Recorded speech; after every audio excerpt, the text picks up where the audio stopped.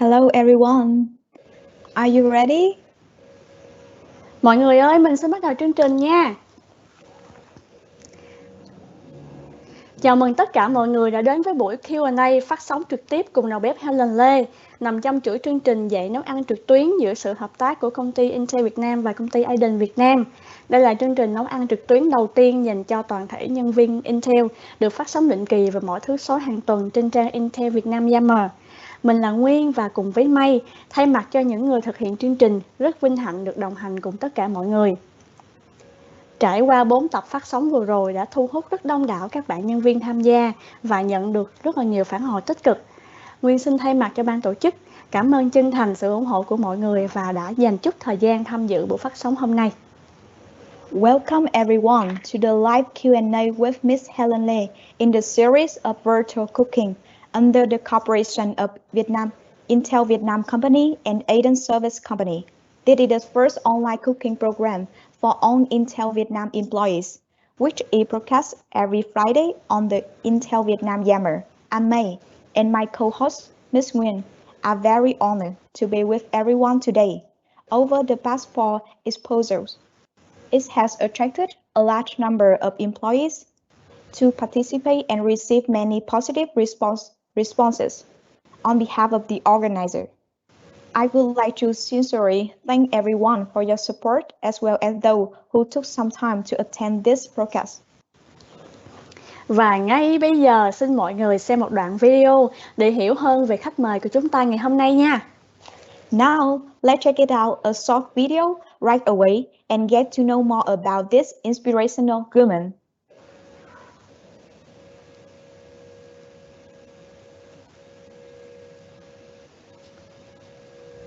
Hi, I'm Helen. I was born and grew up in Vietnam. My love for food started at a very young age from the cooking games that my younger sister and I played together in Vietnam. After a decade living overseas in Singapore and then Germany, I got even more obsessed with Vietnamese food because I really missed them when I was over there, and I simply couldn't try Vietnamese food at overseas food courts. The more exposed I was to international cuisine, the stronger my desire grew to revive the traditional and authentic Vietnamese food. My food philosophy is very simple. Recipes should be shared and made easy so everyone can cook and enjoy them at home. Join me here every Friday where I share recipes of delicious Vietnamese. Và Nguyên không để mọi người phải chờ đợi lâu hơn nữa. Sau đây xin được giới thiệu đầu bếp Helen Lê, khách mời của buổi hỏi đáp đầy thú vị này ạ. I'm so happy to have you here. Thanks for the first time having you on. We are all here today for listening your story and your sharing cooking tips. Xin chào mọi người, xin chào May và Nguyên. Helen rất là vui được tham dự buổi phát sóng trực tiếp Q&A ngày hôm nay và cũng rất cảm ơn công ty Aiden và Intel đã tạo ra chương trình này để Helen có cơ hội được giao lưu và gửi gắm những món ăn ngon đến cho mọi người. Helen is very happy to attend the Q&A live today, and thank you very much to Intel and Aiden for creating this program so that Helen has the opportunity to interact and bring delicious food to everyone. Chị ơi, sau khi xem video của chị thì em được biết đến chị là một YouTuber nổi tiếng về ẩm thực. Thì bên cạnh đó chị còn xuất bản cuốn sách về nấu ăn và đem ẩm thực Việt Nam ra với thế giới nữa. Chính vì lý do đó nên là bên em có nhận được rất là nhiều câu hỏi và bên em đã lựa chọn ra những câu hay nhất và mong nhận được sự chia sẻ từ chị. Chị đã sẵn sàng chưa? Ok, rất sẵn sàng. After watching the video, I see that you are a passionate food creative YouTuber. Besides, you have also published some wonderful cooking books for bringing Vietnamese cuisine to the world. Because of that, on Yammer, we received a lot of questions, and I chose the best questions, and I'm gonna ask you to answer them. Are you ready? Em sẽ đến với một câu hỏi đầu tiên. Một bạn ở trong Intel có hỏi là chị là một vlogger khá là nổi tiếng và là một trong những người tiên phong trở thành food blogger tại Việt Nam. Chị có thể chia sẻ một chút về nguồn cảm hứng nào, lý do và chị đã gặp khó khăn như thế nào trong quá trình sáng tạo được không ạ? 9 years ago, blogging in Vietnam was not as popular as recent, and you was one of the pioneers to become a food blogger.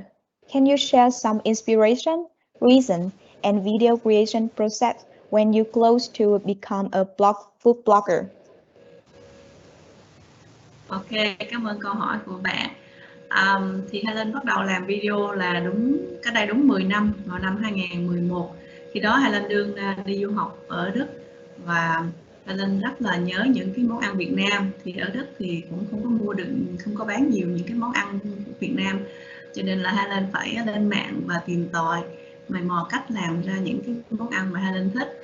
Thì sau khi làm thử thì Helen cũng chụp hình chia sẻ lên Facebook và rất là nhiều bạn bè của Helen muốn hỏi Helen cách làm. Thì sau đó là Helen đã quyết định là sẽ làm cái video để chỉ cho bạn mình cách làm những cái món ăn đó. Thì khi mà chia sẻ những video này lên mạng thì không chỉ bạn của Helen mà còn có rất là nhiều những khán giả khác ở trên khắp nơi trên thế giới vào xem, và họ lại tỏ ra rất là thích thú và muốn Helen chia sẻ thêm những cái món ăn khác nữa.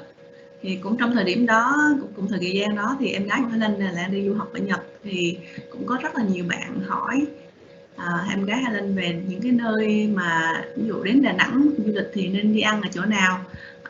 Thì rất là nhiều người hỏi, mà ở thời kỳ đó thì chưa có foodie hay là cookie, thì những cái quán ăn hay là những cái món ăn Việt Nam, đặc biệt là những món ăn miền Trung thì nó chưa có phổ biến trên mạng như bây giờ. Nếu mà làm Google search thì nó chỉ ra vài cái kết quả thôi. Đó thì Helen và em gái đã quyết định là chung tay vào xây dựng cái blog là Đà Nẵng Cuisine để mà chia sẻ những cái quán, địa điểm ăn ngon cũng như là cách làm những cái món ăn Việt Nam để đăng lên trên web để cho mọi người ai cũng có thể vào xem. Thì Helen nghĩ là đó là nó bắt nguồn từ cái tình yêu đối với ẩm thực cũng như là cái đam mê đưa ẩm thực Việt Nam đến gần hơn với thế giới. Còn nói về những cái khó khăn khi mà bắt đầu á, tất cả những cái khó khăn cho đến thời điểm bây giờ thì Helen nghĩ cái điều mà khó nhất chính là cái quyết định bắt tay vào làm. Trước khi làm thì mình có rất là nhiều thứ phải sợ sệt, đúng không? Mình sợ là mình lên hình không ổn, giọng nói của mình không hay, mình chưa biết edit video, mình chưa biết cách viết lách, rồi làm web mình cũng chưa biết, chụp hình cũng chưa đẹp. Thì có rất là nhiều thứ mà kiểu hold mình back, là giữ mình lại, không có để cho mình bắt đầu. Thì Helen nghĩ là cái quyết định vượt qua hết những cái nỗi sợ hãi đó để mà bắt tay vào làm thì đó là cái quyết định khó khăn nhất.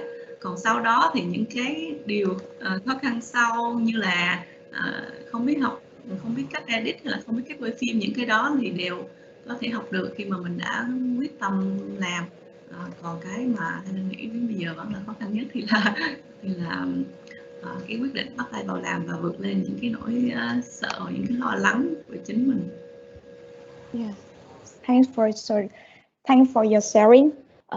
2011, Helen started doing cooking tutorial on YouTube while studying abroad in Germany, and combined with my sister in Japan to blog danangcuisine.com to introduce Vietnamese cuisine. My friends were very excited when I shared them how to cook, and moreover, at that time, on Google, Da Nang dishes search still in limit, as well as no foodie cookie. Because of this, the hardest part, taking risks myself and motivating me to start my cooking part. Sau khi mà em nghe chia sẻ của chị thì thực sự là em quá cảm phục chị.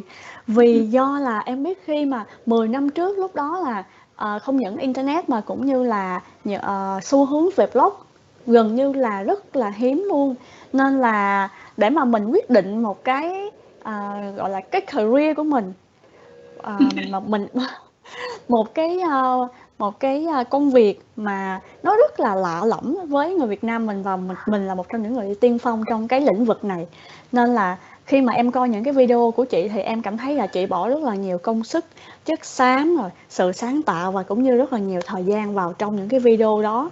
Nên là gần như là tất cả những cái video của chị là em đều xem hết luôn. Fan ruột. Dạ, fan cứng.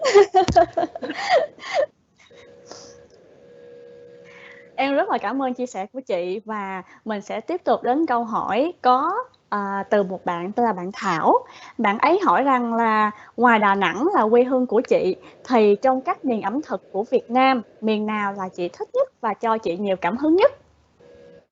Questions 2 come from Miss Thảo. She asked, beside Da Nang, your hometown, among the culinary regions of Vietnam, which one do you like the most and give you the most inspiration? Cảm ơn bạn Thảo rất nhiều vì câu hỏi rất là hay nè. Bên cạnh những món ăn miền Trung là quê hương của Helen thì là các món ăn các món ăn miền Nam là Helen thích nhất, tại vì là nó rất là đa dạng. Thì ở Sài Gòn thì là nơi tập trung của rất là nhiều những cái người dân di cư ở những vùng khác đến, cho nên ẩm thực ở đây nó cũng rất là đa dạng và có rất là nhiều món ngon, cũng như là do cái vùng miền Tây á, thì cũng rất là nhiều cái sản vật á, cho nên là ẩm thực Việt Nam thì nó vô cùng đa dạng và phong phú. Cũng như là Helen rất thích cái cách mà người miền Nam tiếp cận với ẩm thực.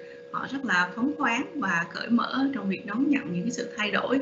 Tức là cái món ăn đó, ví dụ như món ăn miền Bắc thì thường là Helen rất là sợ làm, tại vì là kiểu mình cứ sợ là những người Bắc người ta sẽ vô bắt bẻ tại sao cái món bún ốc này lại không có mẻ, hay là không có kiểu vậy á, họ hay bắt bẻ. Nhưng mà những cái món ăn Việt Nam thì thường là mọi người open hơn để đón nhận những cái sự thay đổi, những cái biến tấu để tạo ra những phiên bản mới, thì mình có thể là tự do sáng tạo hơn, miễn sao là cái món ăn nó ngon miệng và vẫn giữ được cái gọi là cái tinh chất, tinh túy của cái món ăn đó là được đó. Cho nên đó là lý do mà Helen thích những cái món ăn của miền Nam. Yeah. Thank you. I love Southern dishes because their diversity as well as their generosity in the accepting changes and making newer versions. Em cảm ơn chia sẻ của chị. Là một người con của miền Nam là em đây, thì em rất là thấu hiểu, vì miền Nam là thành phố kinh tế đa văn hóa, mà nó còn có khu vực miền Tây sông nước nữa, nên là cái ẩm thực Nam Bộ nó khiến cho mọi người rất là thích thú, bởi vì do nó có hòa trộn nhiều nền ẩm thực khác nhau, và không những là của miền Trung mà có miền Bắc rồi miền Tây, của Huế nữa, nên là nó mang một cái, nhưng mà nó vẫn mang một cái gì đó rất là riêng, đúng không chị? Đúng rồi. Tiếp theo là em xin quay trở lại câu hỏi. Có một bạn là bạn Ngân, và bạn có câu hỏi là: em đã thử các công thức nấu ăn của chị và tất cả đều thành công. Tuy nhiên em muốn xin những mẹo trong quá trình chế biến để có thể nấu các món đều ngon như vậy. Thanks for your sharing. As a child of the South of country, I understand very well because the South is multicultural, economic city, and there is also a fertile Western region. So, Southern cuisine also makes people excited by the mixture of many different cuisine by Northern and Central cuisine and the influence of Khmer culture, but it still has a very unique taste. Going back to the next question from Ngân, there is a question that is, I tried your recipe and they all work. However, I would like to ask for tips in the preparation process so that I can cook on the dishes that are so delicious. Ok, cảm ơn câu hỏi cũng rất là hay của bạn Ngân. Thì bạn Ngân đã thử qua rất nhiều công thức của Helen mà đều thành công, thì điều đó là làm Helen rất là vui. Thì thực sự là các món ăn của Helen làm không phải là món nào cũng perfect đâu mọi người. Các món ăn mà Helen chia sẻ với mọi người là đều trải qua một cái quá trình thử nghiệm Thì Helen không có học qua đầu bếp hay là gì hết, cho nên là những cái công thức nấu ăn, những cái món ăn mới thì đều là do mày mò và tự học. Thì những cái món ăn miền Nam đi thì có những món Helen chưa bao giờ được ăn ở Việt Nam nữa. Tại vì hồi xưa Helen ở miền Trung, mà những cái món ngay cả những món gỏi cuốn đi thì nó ở miền Trung nó cũng rất là khác, nó là bánh tráng cuốn thịt heo chấm mắm nêm chứ nó không phải là món gỏi cuốn mà chấm với tương như vậy đâu. Đó, cho nên là Helen sẽ thử qua rất là nhiều các cái công thức ở trên mạng, và Helen thấy công thức nào gọi là ăn ngon nhất, dễ làm nhất, với những nguyên liệu dễ kiếm nhất, đó thì là Helen sẽ quyết định là chia sẻ cái video đó cho mọi người. Đó thì trong cái video nó chỉ ngon khi cái món ra là lên cái video cuối cùng thôi. Trong quá trình thử nghiệm Helen là có rất là nhiều lần làm video rồi là làm không ngon. Đó thì cái đó thì chỉ có những người nào ở trong nhà với Helen mới hiểu thôi. Còn nếu mà bạn hỏi về tip á, thì đó, thứ nhất là practice makes perfect, là bạn phải luyện tập và thử làm những cái công thức khác nhau để làm một cái món ăn ngon. Cũng như là nếu mà các bạn có kiếm một cái nguồn hướng dẫn á, thì các bạn nên chọn cái người hướng dẫn mà gọi là có tâm và có nguồn công thức đáng tin cậy. Có nghĩa là bây giờ một món ăn trên mạng, thực ra Google nó ra cả ngàn công thức, rất là nhiều công thức khác nhau, thì mình biết tin vào cái công thức nào. Thì nếu không lẽ mình đi thử hết cả ngàn công thức đó thì nó quá mất nhiều thời gian và tốn nhiều nguyên liệu, đúng không?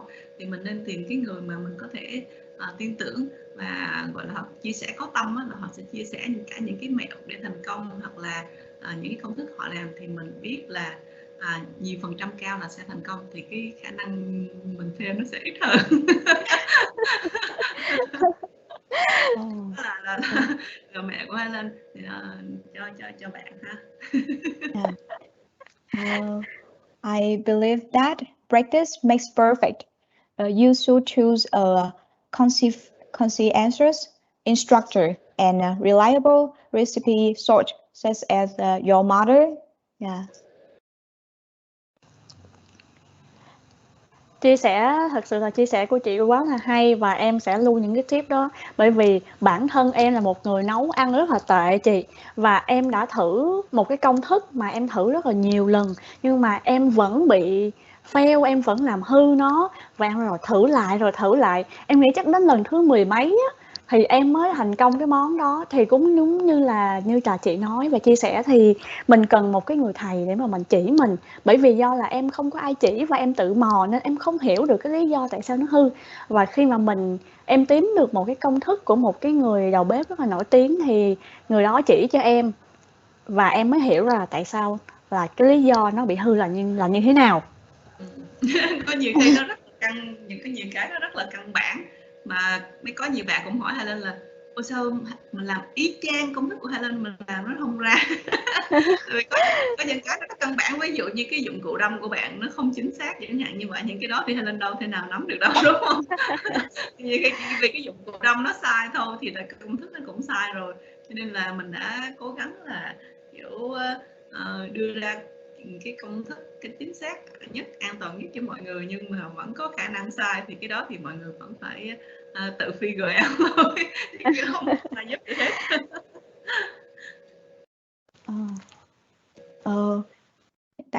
Hiện tại thì em có thấy có khá là em đã nhận được 4 câu hỏi dành cho chị ở bên phần câu hỏi này ạ. Và bây giờ thì chúng ta sẽ chuyển sang phần là đặt câu hỏi dành cho những người đang tham dự buổi live ngày hôm nay nhé. Dạ. Em xin gửi đến chị câu hỏi đầu tiên ạ. Câu hỏi đầu tiên của một bạn giấu tên có hỏi là chị có cảm nghĩ gì về ẩm thực 3 vùng Bắc, Trung, Nam của Việt Nam ạ? Theo em thấy thì món ăn miền Bắc chủ yếu có vị mặn, miền Trung thì nhiều vị mặn cay hơn, còn miền Nam thì nhiều vị ngọt. Chị nghĩ là ẩm thực miền nào dễ phù hợp với khẩu vị của người nước ngoài hơn ạ? Cảm ơn câu hỏi của bạn. Thì nếu mà bạn nói ẩm thực miền Bắc thì Helen nghĩ là nhạt hơn chứ nhỉ. Ở miền Trung thì thường là ăn mặn và ăn cay hơn, thì cái đó nó cũng do cái vị trí địa lý mọi người. Ở những cái vùng mà nóng thì là có nhiều loại gia vị hơn, và những người ta có xu hướng là ăn sẽ mặn và cay hơn. Còn ở miền Bắc thì là ở cái vị tuyến cao hơn thì ăn nhạt hơn, giống như Helen đi ở Đài Loan nữa thì Helen thấy người ta ăn khá là nhạt.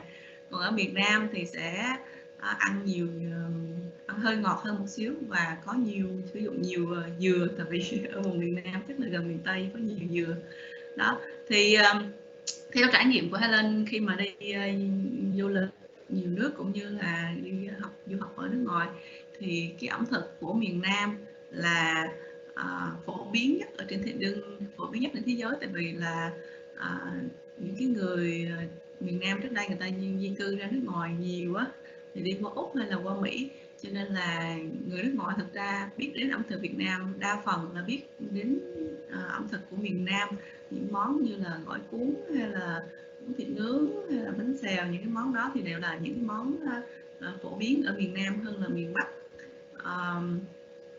Và nếu mà bạn nói là phù hợp với người nước ngoài, món nào phù hợp với người nước ngoài hơn thì thực ra cũng rất là khó nói, tại vì người nước ngoài cũng có nhiều nơi, đúng không? Có người thì đến từ châu Âu, có người đến từ châu Á, thì mỗi cái vùng đó thì cái taste của họ cũng sẽ khác, thì có thể là đối với người từ đến vùng này người ta rất thích món ăn miền Bắc, người vùng này người vùng khác người ta thích món ăn miền Trung chẳng hạn như vậy, cho nên là cái câu trả lời đó thì mình nghĩ là hơi khó trả lời. Còn về cái ẩm thực phổ biến hơn thì Helen nghĩ là ẩm thực miền Nam thì nó đang phổ biến hơn trên thế giới.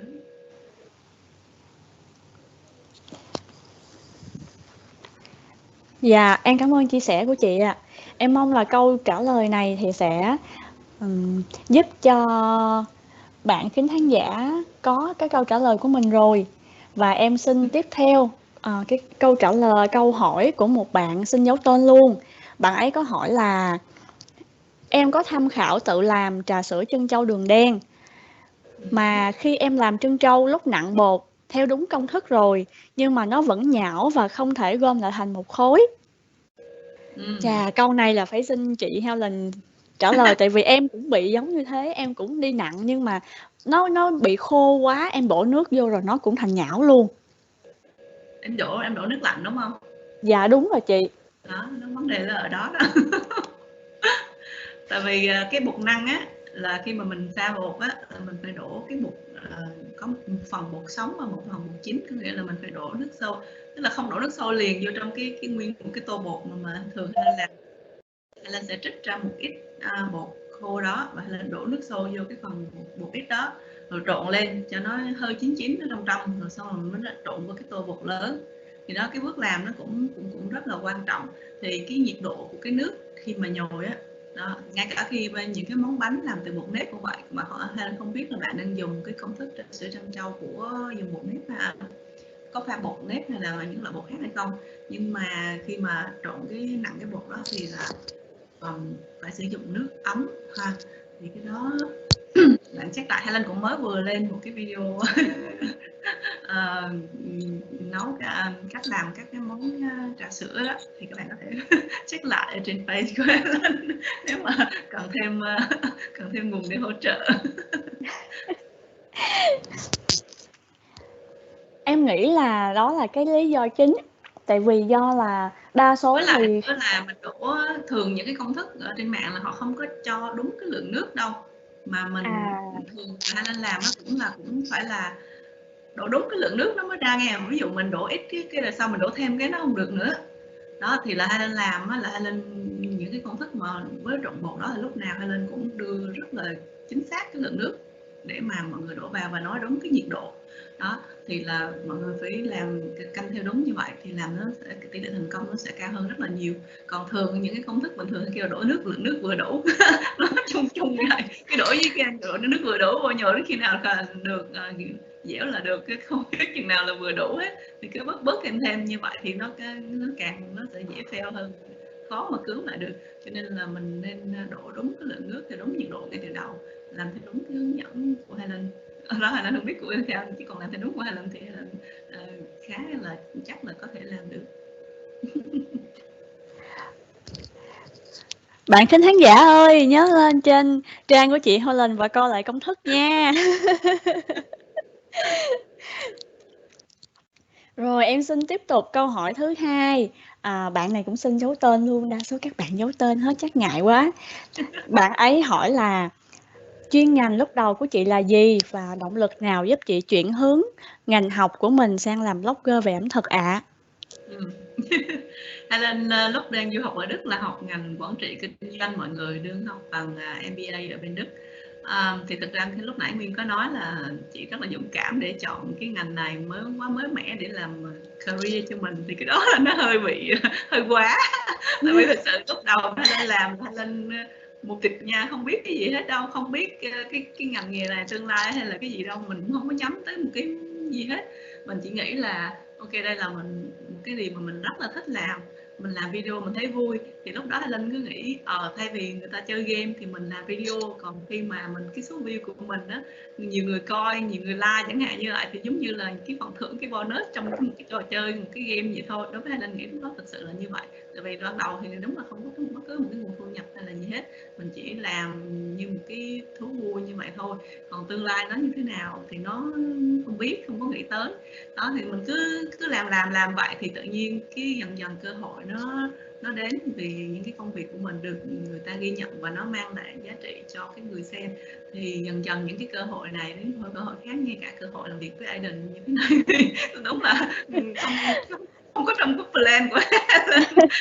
Có nghĩa là sau này Helen cũng khi mà có nhiều người theo dõi thì cũng có rất là nhiều nhãn hàng rồi muốn làm việc với Helen, những cái đó là hoàn toàn là mình không có tính tới được luôn á.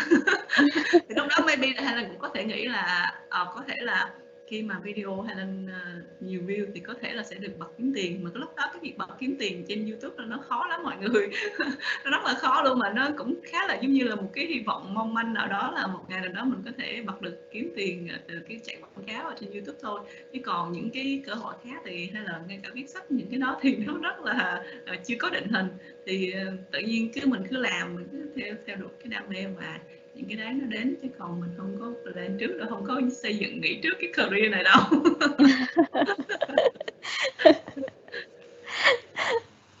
Bạn thính khán giả ơi, nếu mà bạn có nguyện vọng là muốn trở thành một food blogger thì là niềm đam mê sẽ biến thành công, giống như chị Helen đây. Kiên trì đó, có đam mê mà phải kiên trì nữa đó. Thì lúc đó Helen đặt ra là Helen phải ok, Helen sẽ làm được 100 video đó, tới khi nào mà Helen được 100 video mà không thấy được cái tương lai hay là xây dựng ấy, không có ai để ý, hoặc là không có một cái thành quả gì từ cái công việc này, thì có lẽ là Helen sẽ dừng lại. Đặt ra như vậy thôi, chứ còn cũng không có nghĩ tới một cái tương lai gì gọi là career cho nó ghê gớm. Thì Helen học một quản trị kinh doanh thì tự nhiên mình cứ thích làm cái này thì mình cứ đi theo như vậy. Nhưng thực ra thì cái ngành quản trị kinh doanh nó cũng hỗ trợ rất là nhiều cho cái công việc Helen làm sau này, về xây dựng thương hiệu cá nhân cũng như là cách làm truyền thông. Rồi bây giờ thì làm việc với những cái khách hàng của Helen thì đều là những cái nhãn hàng rất là lớn, thì họ cũng là team marketing, thì Helen học qua MBA thì Helen cũng biết nắm được về cách làm xây dựng thương hiệu, cũng như là làm việc với brand, xây dựng brief, marketing brief, rồi là marketing campaign này nọ, thì Helen nắm được hết để mà làm được cái công việc tốt nhất cho những cái khách hàng của hiện tại của Helen. Nói chung là học là không lỗ đi đâu hết, đường nào cũng sẽ dùng thôi.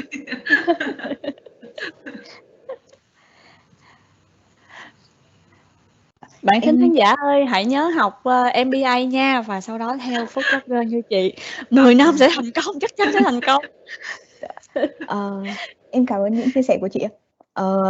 Chị Nguyên với chị Helen ạ, em có nhận được một câu hỏi khá là thú vị của một bạn khán giả, đó là đường trắng, đường nâu và đường phèn khác nhau thế nào ạ?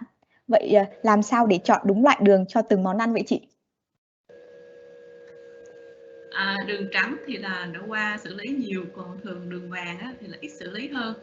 Đường trắng thì cũng qua quá trình tẩy trắng nữa, cho nên là nếu mà để nó là tốt cho sức khỏe hơn thì Helen sẽ chọn sử dụng đường vàng.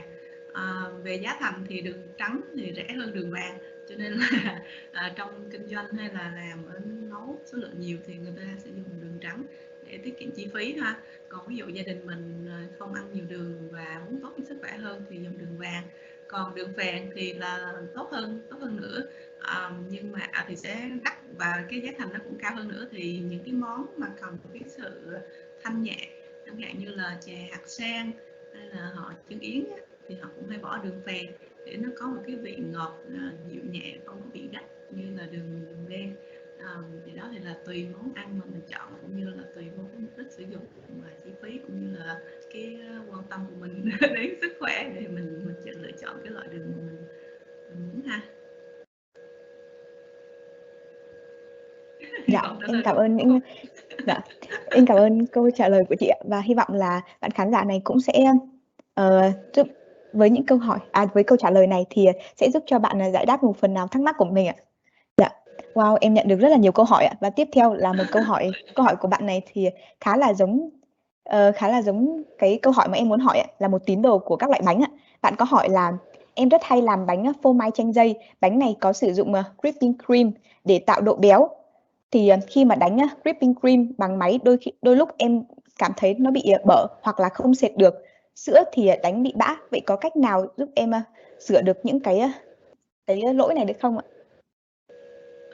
Thì cái đó thì bạn phải hiểu về cái căn bản, cái nguyên lý của whip, của cái cream là nó ở nhiệt độ phòng đó, thì nó sẽ ở dạng lỏng, và khi mà nó chỉ bong khi mà nó ở nhiệt độ thấp, tức là mình phải để lạnh. Thì để cho dễ thành công nhất thì cái kem đó trước khi bạn đánh thì bạn nên cho vào tủ đá khoảng 15 phút đến nửa tiếng ha. Và ngay cả cái tô mà mình đựng để đánh á, mình cũng bỏ vô tủ đá luôn. Cái que mà mình dùng để đánh á, mình cũng cho vô tủ đá luôn, cho cỡ 15-20 phút thôi. Tức là đảm bảo tất cả những cái dụng cụ và cả cái kem nữa trong quá trình đánh là nó phải lạnh sâu, thì chắc chắn là bạn đánh nó sẽ bong. Đó thì là cái đó là Helen nghĩ là rất là quan trọng luôn. Nếu mà để mọi thứ nó nóng, khi mà cái máy đánh nhiều khi nó quay nhiều, nó cũng nóng á, thì cái kem nó sẽ rất dễ bị vỡ và vãi. Thì khi mà mình đánh và mình nhấc lên, mình thấy cái kem nó đứng lên được thì nó có chóp nhọn, là mình dừng, mình không có đánh nữa. Nếu mình tiếp tục đánh nữa thì nó sẽ bị tách nước ha. Đó, thì là cái tip mà Helen cho bạn đó là phải giữ lạnh kem, cũng như là dùng cả dụng cụ đánh nữa, và đánh đúng tới đủ độ thì mình dừng ha. Em phải lưu lại cái tip này, bởi vì em hay đánh whipping cream cho cái phần bánh tiramisu của em. Em không lần nào em đánh được đúng nó luôn chị, lúc nào nó cũng bị bở luôn. Mà có đúng Tại là vì em không, vì kem của không lạnh không? Dạ đúng rồi, vì kem của em không lạnh, vì do là em sử dụng một cái tô inox và em để ở ngoài nhiệt độ phòng, mà không những gì cái phòng của em nó cũng hơi nóng, nên là chắc là lý do vì đó nên là kem nó không có được ngon và nó là hay bở ra. Thì nhiều khi họ còn để cái tô đó vô một cái tô nước đá nữa, em hiểu không? Tức là trong cái quá trình mình đánh nó không có bị nhiệt độ không bị tăng lên, mà nó làm cho cái kem mình nó bị phá kết cấu.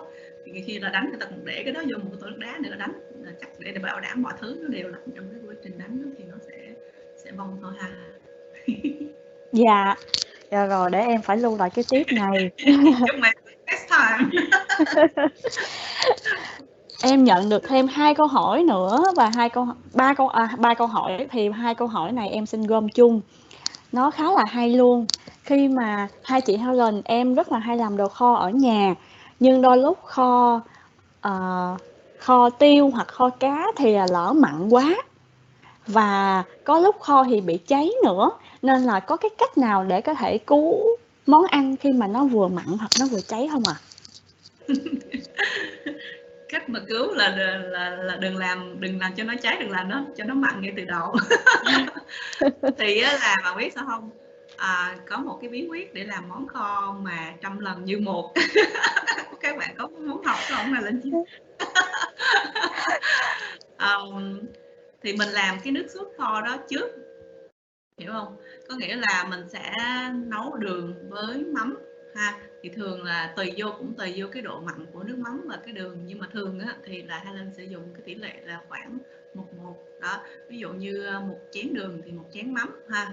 Thì mình đổ vô trong nồi và mình nấu quậy cho cái đường với mắm nó tan hết và nó tạo thành một cái nước sốt. Thì mình bỏ thêm tương ớt nữa ha, cho nó tạo cái độ hơi sệt ha. Mọi người có nghe được không? Dạ nghe ạ. Ok.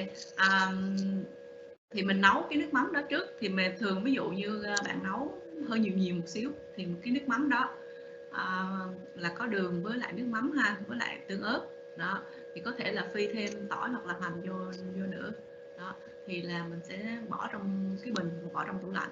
Khi nào mà bạn muốn nấu món kho, bạn lấy cái bình đó bạn đổ vô, ví dụ thịt đúng không, thì mình đổ mắm vô mình kho luôn, là bảo đảm là lần nào nó cũng ngon, nó cũng chuẩn như nhau.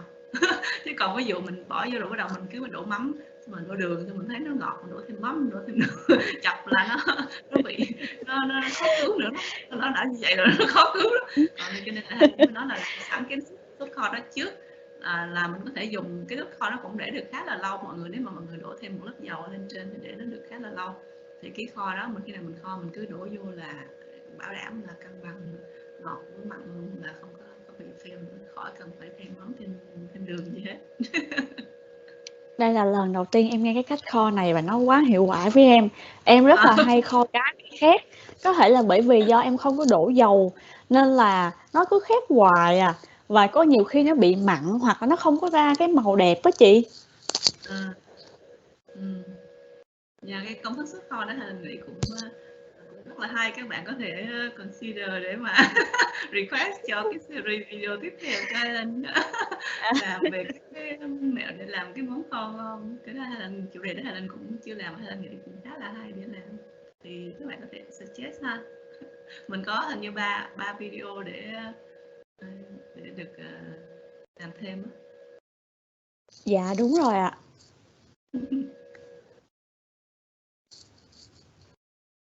Dạ, tiếp nối với câu mà món kho mình bị khét như lúc nãy, chị có nói ạ, nếu như chẳng hạn, đây cũng là một câu hỏi mà của một bạn khán giả đặt, thì lỡ chẳng may thôi, mình có kho cái món kho này mà nó bị cháy khét quá mà có mùi vậy thì chị làm cách nào để có thể khử được bớt cái mùi khét này và cứu cái món ăn không ạ chị?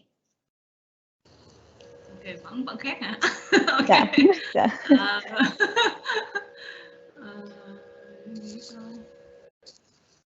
Thường á, ví dụ nếu mà nó lỡ mặn á ha, thì mình sẽ cho một là hành tây, nếu mà món canh á, thì mình cho cà chua hoặc là khoai tây ha, ba cái loại củ đó, hành tây, cà chua hoặc là khoai tây, thì đó là ba cái loại rau củ mà bạn có thể tùy vô món ha, và các bạn có thể lựa chọn để mà bỏ vô cái món ăn của mình để nó giảm cái vị mặn xuống.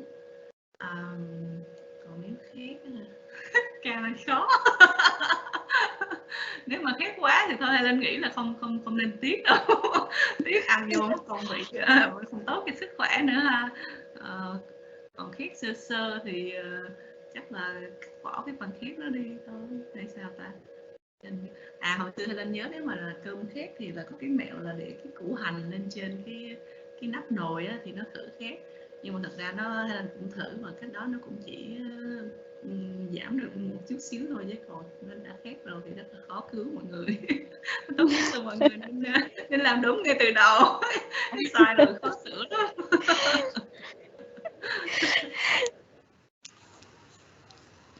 Đó, bởi vậy Helen mới nói là nên kiếm cái người thầy, cái người mà mình cái nguồn công thức á, những cái trang blog mà đáng tin cậy để mình làm theo, thì nó tỷ lệ thành công nó sẽ cao hơn là cứ kiểu đại.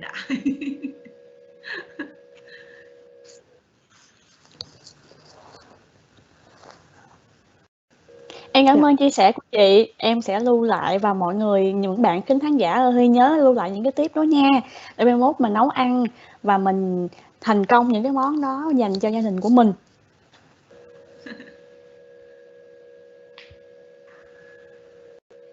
Chị ơi, em xin hỏi chị một câu cuối cùng và mình sẽ kết thúc chương trình hôm nay. Có một bạn nam tên là Hiếu và bạn ấy có hỏi là em đã có đọc qua sách nấu ăn của chị và chị đã xuất bản cái cuốn sách nấu ăn đó cho riêng mình. Vậy phần khó nhất cũng như khoảnh khắc đáng nhớ nhất trong quá trình viết sách là gì? Chị có thể chia sẻ đôi nét được không? Ok, cảm ơn câu hỏi của bạn. Helen đến bây giờ đã xuất bản được 4 quyển sách mọi người, 2 quyển tiếng Việt xuất bản ở Việt Nam và 2 quyển tiếng Anh xuất bản để phát hành trên toàn thế giới. Thì đối với Helen thì việc viết sách như Helen nói là cũng là một bước đi trên cái quá trình mà Helen không có định trước. Thì Helen những cái người khán giả của Helen là yêu cầu, chứ hồi xưa giờ là Helen do là không thích viết á, ít viết văn lắm, cho nên là chỉ thích hình ảnh rồi thôi, cho nên là không có nghĩ tới chuyện sẽ viết sách. Nhưng mà rất là nhiều khán giả yêu cầu, cho nên là Helen mới bắt tay vào làm. Thì viết sách thì nó giống như là thai nghén một đứa con vậy. Có lúc thì mình rất là hoài nghi, có lúc thì mình mệt mỏi rồi, nhưng mà khi mà mình được là bồng đứa con trong tay, khi mà nó ra đời á, thì mọi cái cực nhọc nó đều tan biến hết. và thời gian sau thì mình cũng quên luôn hết những cái kiểu ốm nghén hay là mình rất là mệt mỏi hay là đau đẻ như thế nào. Thì mình lại đẻ thêm đứa nữa.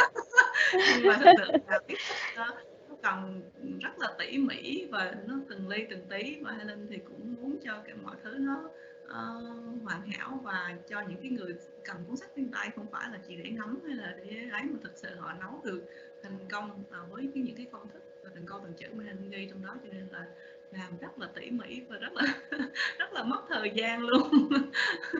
Còn cái khoảnh khắc mà đáng nhớ nhất khi Helen của Helen trong quá trình làm sách đó, thì có lẽ là cái khoảnh khắc cuốn sách được đến tay, cầm được trên tay cuốn sách, và thứ hai nữa là khi mà Helen biết được là cái cuốn sách của mình nó được tái bản và cũng được xuất bản thêm ở một thứ tiếng khác, tức là cuốn sách Sim Ty Phở của Helen là được phát hành bởi nhà xuất bản rất là lớn nhất về truyện minh họa ở Mỹ. Và cái cuốn sách của Helen cũng được chọn để xuất bản thêm bằng tiếng Hoa nữa. Thì khi mà Helen biết là cuốn sách của mình được tái bản và xuất bản qua bằng tiếng Hoa nữa, thì đó là một cái cảm giác rất là vui và rất là bất ngờ, và cảm giác như là cái đứa con của mình nó không chỉ là kiểu ra đời khỏe mạnh mà nó còn lớn nhanh và còn vươn xa được nữa. Thì đó là nó cũng bù đắp cho cái khó khăn, những cái điều mà những cái cố gắng của mình đã bỏ ra khi mà mình viết lên cái cuốn sách đó. Khi mà em nghe chị nói em thấy cảm động quá, làm em cũng muốn xin nữa, em cũng muốn làm sách nữa.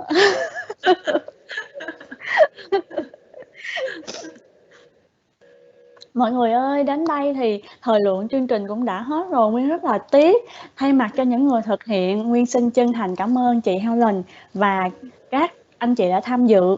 Sau buổi trực tuyến trưa nay thì chương trình sẽ gửi buổi ghi hình này lên Yammer và kèm theo form.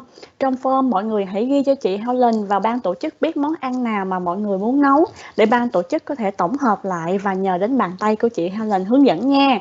Mong rằng là mọi người sẽ nhận được nhiều lợi ích và cảm thấy thú vị, cũng như là tiếp tục theo dõi và tham gia thử thách của chương trình dạy nấu ăn trực tuyến. Nguyên chúc mọi người có một ngày làm việc vui vẻ và hiệu quả. Xin chào tạm biệt mọi người ạ. Cảm ơn mọi người rất nhiều. Thank you everyone and see you